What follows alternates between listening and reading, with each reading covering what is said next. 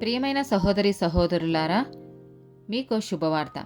2025 సంవత్సరంలో మొత్తం 365 అంశాలను మీతో పంచుకోబోతున్నాము.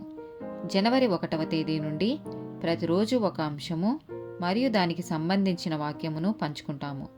దయచేసి ఆ వాక్యములను వినండి, ధ్యానించండి మరియు ఆశీర్వదించబడండి.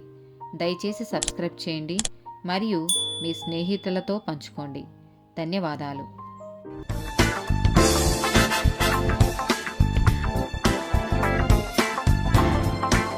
38th డే టాపిక్ నిందలు మార్చడం. ఆదికాండము 3వ అధ్యాయము 12-13 వచనాలు. అందుకు ఆదాము, నాతో నుండుటకు నీవు నాకిచ్చిన ఈ స్త్రీయే ఆ వృక్షఫలములు కొన్ని నాకియ్యగా నేను తింటిననెను. అప్పుడు దేవుడైన యెహోవా స్త్రీతో, నీవు చేసినది ఏమిటని అడుగగా, స్త్రీ సర్పము నన్ను మోసపుచ్చినందున తింటిననెను.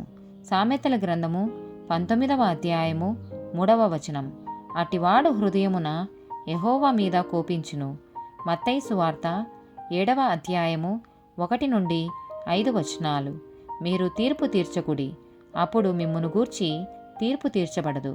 మీరు తీర్చు తీర్పు చొప్పుననే మిమ్మును గూర్చియు తీర్పు తీర్చబడును. మీరు కొలచు కొలత చొప్పుననే మీకును కొలవబడును.